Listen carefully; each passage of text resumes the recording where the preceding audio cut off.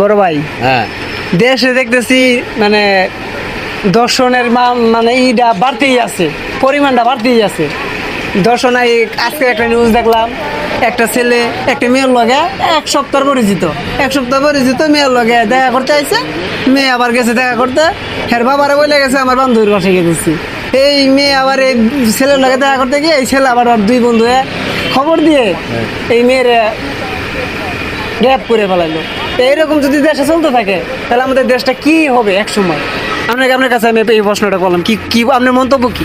আসলে ধর্ষণ তো কারোই কাম্য না, কারণ সবারই মা বোন আছে, আমারও আছে, সবারই আছে। আসলে আমার মা বোন রাতের অন্ধকারে, রাত 12টার পরে 1টার পরে কোথায় যাচ্ছে সেটা দেখার দায়িত্ব কিন্তু আমার। আমি বলছি না যে পুরুষের দোষ না, পুরুষ দোষ আছে, হ্যাঁ 100% দোষ। কারণ সে এটা এমন মানে জঘন্যতম অপরাধ করছে যার ওর জন্য ওদের মৃত্যুদণ্ড হবে, এটা নিঃসন্দেহে কোনো সমস্যা নেই। কিন্তু শুধু পুরুষদের দোষ দিলে হবে না। একটা মেয়ে রাতের অন্ধকারে সে একলা কোথায় যাচ্ছে এটার দায়িত্ব জানার দায়িত্ব কার? তার পরিবারের গার্ডিয়ানের।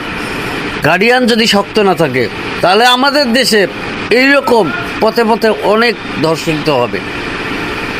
আমি চাই আমার বাংলাদেশের যত গার্ডিয়ান আছে তারা সবাই আমার স্ত্রী সন্তান সবাইকে আমরা চেপ রাখবো। কোথায় কি যাচ্ছে আমার মেয়ে এটা খোঁজ রাখতেই হবে আমাকে। আর আমার যদি খোঁজ না রাখে পরে মিডিয়ার সামনে এসে কান্নাকাটি করলে সে কান্নার কিন্তু কোনো দাম থাকবে না। এই পারিবারিক শিক্ষাটাই হলো সবচেয়ে বড় শিক্ষা। ছোটোবেলা থেকে ছেলে মেয়েদের যে ধর্মেরই হোক পারিবারিক ইসলাম মানে ধর্মীয় শিক্ষা দেন, সন্তানরা একসময় ওই শিক্ষায় শিক্ষিত হবে।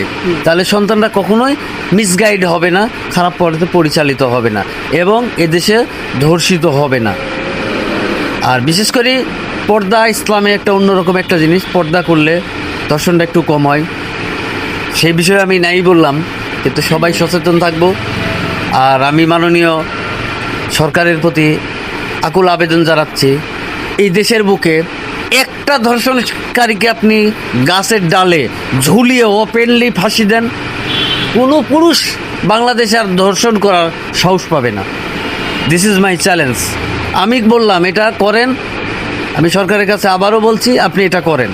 এদেশে আর এই ধর্ষণ ধর্ষণ ধর্ষণ নিউজ কানে আর ভালো লাগে না, কারণ সবারই তো মা বোন আছে ভাই। আমার বোন যদি এভাবে ধর্ষিত হয় আমার কষ্ট লাগবে, হ্যাঁ? আমার কোনো লোক ধর্ষণ। আচ্ছা ঠিক আছে ভাই, তাহলে আপনার কথায় বোঝা যাইতেছে যে এই ধর্ষণ মানে যুবতী মেয়েগুলো যেগুলো ধর্ষণ হচ্ছে এগুলার পিছনে তাদের বাবা মার আছে, অবহেলা তো আছে। ও মাস্ট বি, তোদের ফ্যামিলির গার্ডিয়ান দায়ী কিছু অংশে, অনেকাংশে দায়ী, অনেকাংশে আমি বলবো যে দায়ী আছে। আপনার মূল বক্তব্য করার জন্য ধন্যবাদ। আপনার মানে আপনি এটা যে প্রকাশ করলেন এটার জন্য আপনার অনেক ধন্যবাদ।